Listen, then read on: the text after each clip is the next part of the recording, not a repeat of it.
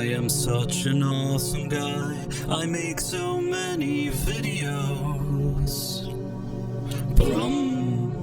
Hello there, Price of Reason here with a special report. In 2021, when it was announced that Russell T Davies was returning to the Doctor Who franchise, some fans were hopeful that he would somehow be able to course correct some of the mistakes that have been made in this franchise in recent years. Unfortunately, due to the show's ongoing emphasis on messaging rather than good writing and good storytelling, even the return of David Tennant himself, the beloved 10th Doctor, couldn't change the ailing franchise's fortunes. While at least some people did watch David Tennant's first of 3 2023 specials, with every subsequent episode, the ratings dropped, and by the time actor Ncuti Gatwa's first solo episode as the new Doctor aired, it became clear that the ratings seemed to be on a downwards trajectory. In this video, I'm going to be discussing the current Doctor Who crisis, what is currently happening at Disney, the BBC, and on the set of the show itself, including some exclusive analysis, and if you enjoy these type of exclusive reports, please make sure to like and subscribe. On Christmas Day in England, Ncuti Gatwa's Doctor Who special received less views than King Charles' holiday speech and Strictly Come Dancing, known to American audiences as Dancing with the Stars. Now, considering what an institution Doctor Who used to be in England, in spite of what the legacy mainstream media would tell you, this is actually not a good result. And while some might argue that the ratings operate differently these days due to streaming, Christmas is actually a day where families are at home, and they do often watch live programming together, so with that in mind, I think it's safe to say that Ncuti Gatwa's Doctor Who special significantly underperformed. In addition, since we also haven't heard any announcement from Disney about how great the show had done on their streaming service, it seems like the show is struggling on Disney Plus as well. Although we haven't yet seen Nielsen's rating for the Gatwa special, we already know that neither of David Tennant's specials were able to crack the Nielsen ratings top 10 on streaming, and it's not expected that Gatwa's special will break that trend. Curiously, Samba TV, a service that usually reports streaming numbers before Nielsen, have been suspiciously silent about the Gatwa ratings, possibly at the request of Disney themselves, which is another sign that things are not going well. That's probably why over the past few weeks, we've been hearing so many rumors even within the mainstream media. It all started a few weeks ago when Millie Gibson, in an interview with Fabric magazine, said that she was already auditioning for new roles, which is a weird thing to say considering that the next season of Doctor Who is still filming and she was supposed to be a part of it. And now, according to the site Doctor Who TV, it appears that Gibson will only appear at the beginning of Gatwa's second season to wrap up her storyline, after which she'll be gone. In addition, even Ncuti Gatwa himself has said in a recent interview with Rolling Stone UK that after his 2 seasons of Doctor Who are up, he may want to do theater again, even if it doesn't pay a lot, because it keeps him warm at night. Obviously, these are not typical statements to hear from actors, especially after getting the roles of their lifetimes on a high-profile franchise show, financially backed by Disney. You'd think that they just say something more diplomatic along the lines of, yes, we'd love to do this for years to come. And as I see more and more reports piling up, it seems likely that at this point, Millie Gibson, who plays the new Doctor companion Ruby Sunday, has indeed been fired and replaced by Varada Sethu, an Indian-born actress. In my opinion,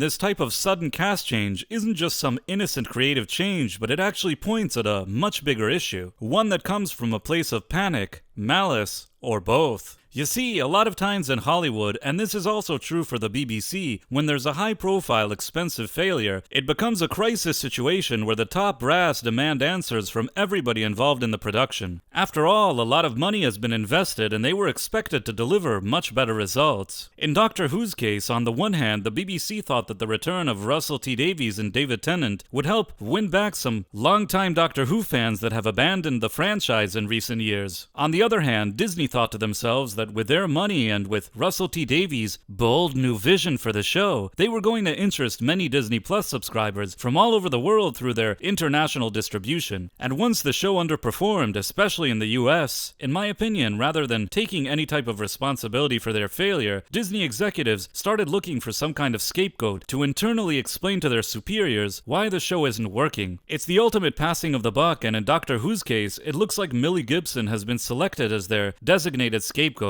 I've seen some reports pop up in the British press saying that Gibson was difficult to work with on set, especially during night shoots, and that she was too much of a party girl, but I'm taking all of this with a grain of salt, as I know very well how the press could be lobbied by a studio against an actress in these type of situations. And also, since Gatwa himself has posted some type of Instagram post seemingly in support of Millie Gibson on social media. In order to learn more about the current Disney Doctor Who crisis, I reached out to independent journalist and Doctor Who franchise expert John the White to try to make sense of it all. While John emphasizes that this is just his own speculation, he wonders if, and I quote, "Perhaps something about Millie wasn't testing well for Disney Plus American audiences that led to the casting change. Maybe her northern accent was hard for Americans to understand? Or maybe something about Millie was easy to pick on to quote-unquote explain why episodes in which she was featured weren't testing as well as desired? That could have led to a directive to replace her. And with Disney DEI, of course she wasn't going to be replaced with another white girl. What would be the odds of that in the current climate?" In addition, John the White also stated that although Varada Sethu is a well-established genre actress already in the Disney stable, it would be extraordinary to think that her casting wasn't connected to satisfy Disney quote-unquote production notes. While Varada deserves the same chance to succeed in the role as everybody else, knowing Millie has departed when we're still months away from seeing her turn in Disney Who Series 1, it seriously undermines audience investment in the Ruby Sunday character. Now, if I had to give my own additional analysis completely in line with what John the White had said, I would also add that perhaps Disney had already voiced concerns in the past about Gibson's lifestyle, painting her as too wild and problematic behind closed doors in order to lay the groundwork for her eventual firing even before a final decision was ever actually made. That way, when the right moment came, Gibson could be seemingly fired with cause. I also believe that Gibson herself had already started to feel the heat even before the airing of her debut episode, as right before it aired, according to the Daily Mail, Gibson had deleted several posts from her Instagram that showed her partying and wearing